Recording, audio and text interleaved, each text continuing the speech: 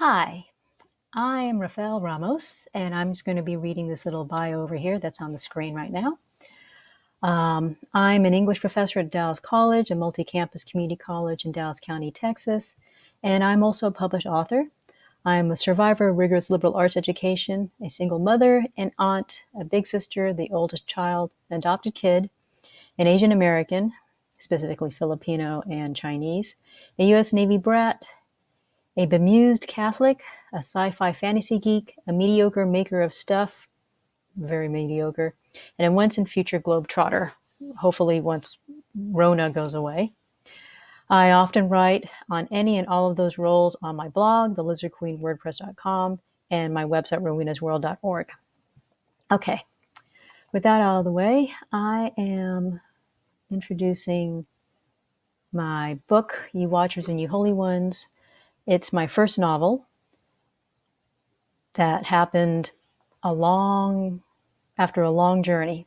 But in order for me to explain just how long it took me to get this first novel, let me click on some of these previous blog entries that I've written before. So here's one of them. This is back 10 years ago, a little over 10 years ago. Well, actually under 10. Yeah, over 10 years ago, March 8, 2010.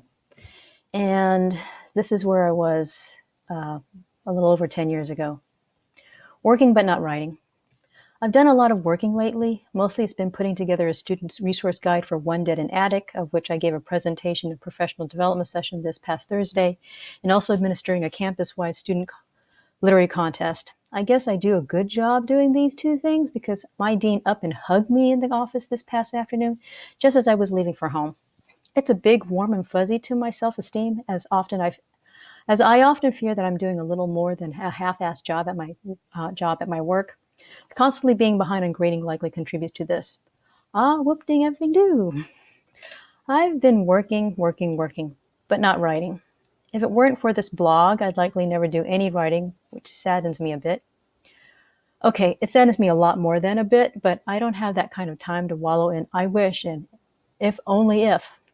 I wouldn't even be blogging about it if it weren't for the fact that there's a self-published book of poems and short stories floating out there in publication land, and some complete stranger, found it on the web. And he or she bought it. This book was cobbled together from poems and short stories of mine just gathering dust on my hard drive. And one day over Christmas 2006, I decided, screw it, publishers, and got it in book form using lulu.com. And once it was done, I even threw in the cost of getting ISBN, as if what I wrote was worth something to someone. I pretty much neglected it, other than putting a link on my personal website, as well as on this blog's links page. So yeah, I got that I'm now published itch scratched, and I moved on. Thus, my surprise that someone actually bought it, someone who isn't a friend or a family, someone I have never met, and to that someone, thank you. If I stop and think, which I try not to do these days because my brain still tends to go towards a dark mood that doesn't help anything, I can still feel that 10-year-old kid who wanted to be a rich and famous novelist when she grew up. 28 years later, this'll do. Pax. And good night. So that was March 8, 2010. Then a little over a year later, this happened. January 1, 2012, in 50,300 words. I have completed my first novel.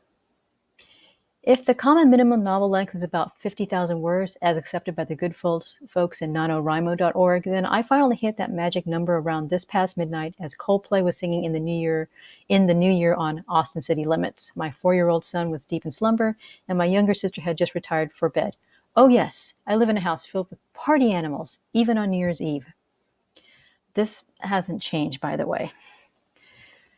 This was my third draft of the novel that I've titled Angel Agonistes. That title went away very soon.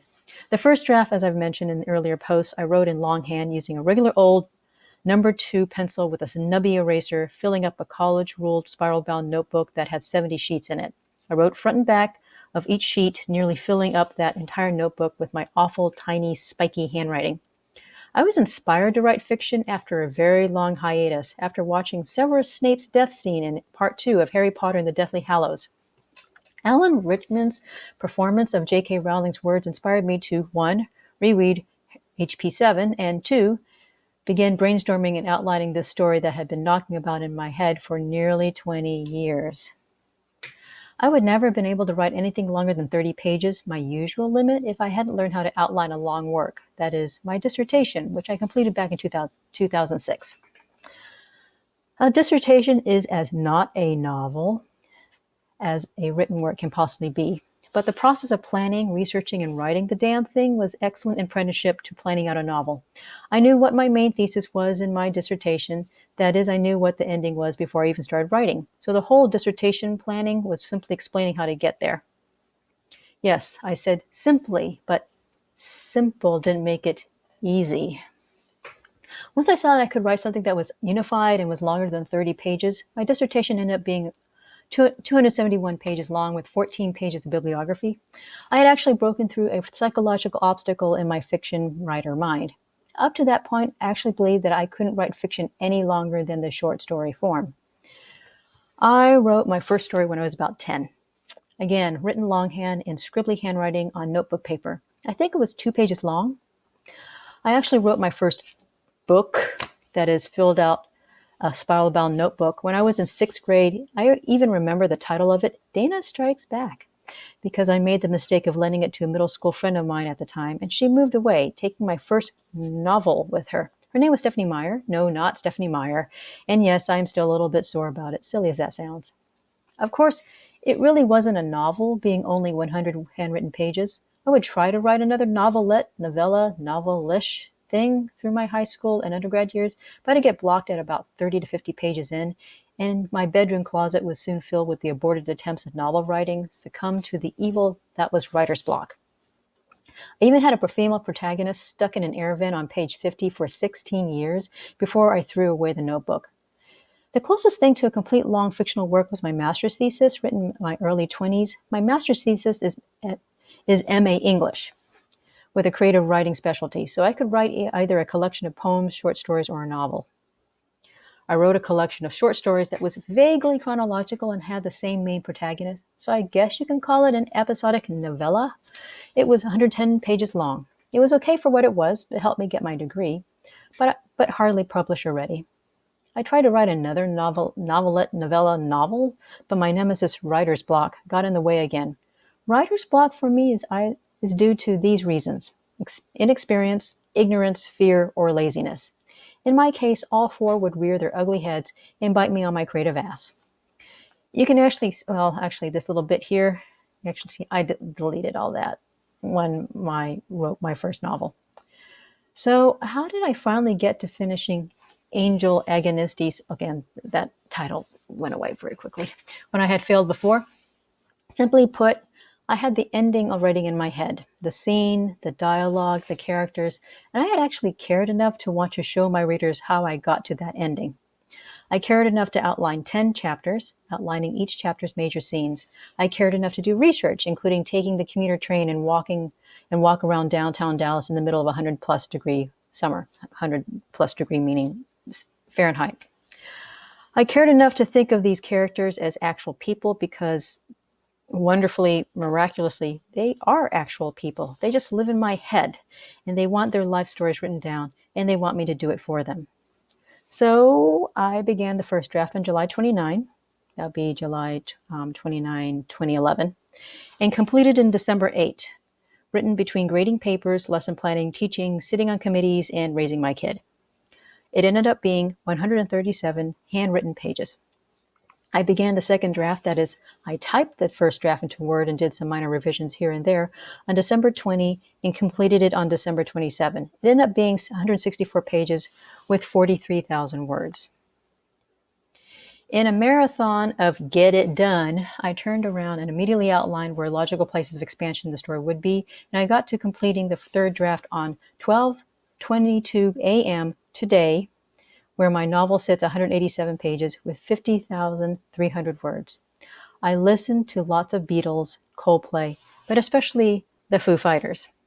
I ought to give a huge thank you note to the Foo Fighters, but that's how much I listened to their albums over and over again as I wrote, to get into that weird, hard to describe space where I don't feel so much as an artist, but as a scribe of the characters telling and showing their stories in my head. It is an awesome feeling having this novel completed. What a wonderful way to begin the year 2012.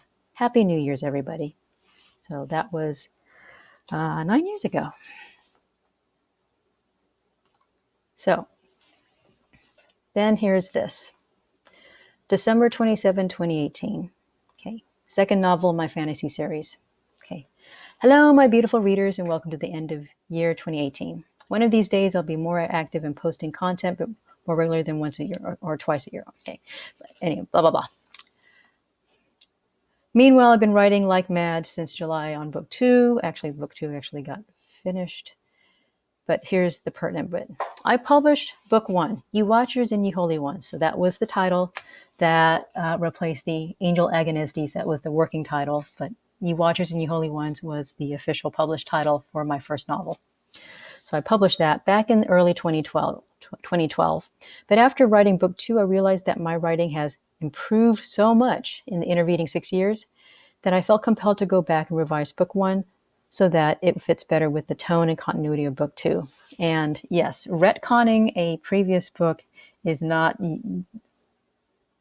the thing to do in legacy publishing, but hey, I'm an indie publisher and nobody really buys my books anyway, so it's not as if anybody will be missing the original Ye Watch and Ye Holy Ones that was published back in 2012. And so, hey, so the retcon edition is what I read in a series of read aloud chapters that I posted on YouTube. And here is the revised, kind of cleaned up description of it. So Zoe Fitzpatrick is the main female lead, an English college professor living in quiet loneliness until she discovers that her brother Jamie, presumed dead for 20 years, is still alive, albeit dying in a hospital bed as a John Doe. Ariel, a fallen angel living in an eons-long life of benign serial possession, but can't escape his last human host, who is dying, Zoe's brother. An urban literary fantasy with homage to Dante, Shakespeare, and Milton, Ye Watchers and Ye Holy Ones is a romantic drama of how Zoe and Ariel became more than friends in the end. So that's pretty much in a nutshell. And this is my first novel. As I kind of mentioned a little bit earlier in blog posts, that I've known I wanted to be a writer since I was 10 years old. And the idea of this novel of little scenes and bits of angels and things like that has been kicking around in my head since, I want to say, the late 80s, early 90s. And things got just difficult to me to actually get this through. And I didn't have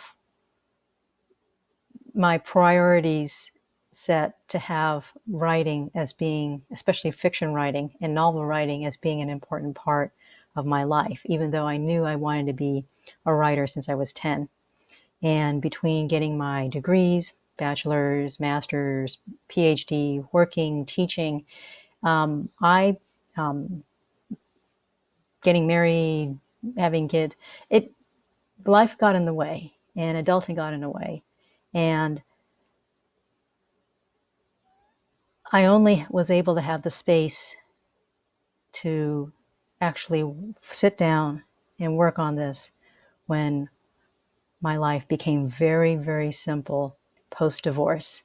And nothing says you need to slow down and find exactly who you are than going through a divorce and getting your priorities straight.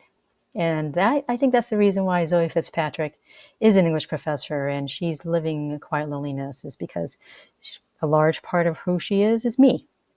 And I think that's the reason that it was so very literary, because I've been a scholar, more of a scholar than anything else for most of my adult working life up to that point. And I love reading, right?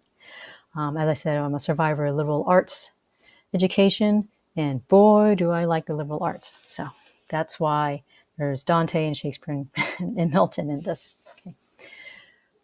So I have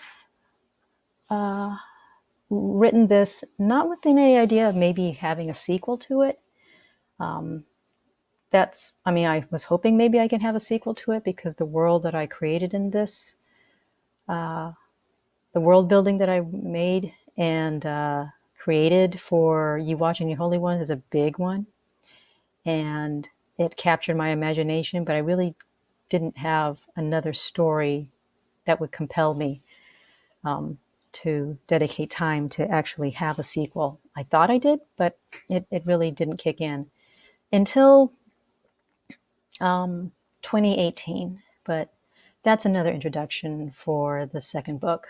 And this introduction for this first book is enough. Okay, so I hope you check out my read alouds of the chapters. I read all these chapters in individual YouTube videos. They're read alouds. I am not a voiceover actor whatsoever. It's the read aloud as if I were reading the chapters in like a public setting, with all of my weird little stutters and maybe mispronunciation, and oh boy, accents are funny. It's like it's funny when you're writing a person who's international with an accent in your head, and without realizing that, oh, if I were to do a public reading, I would actually have to read that accent. So I tried my best, but there you go. So I hope you enjoy my first novel that I wrote oh so long ago, as well, as a way of remembering what the 10-year-old kid in me wanted to produce. And I'll catch you later. Bye.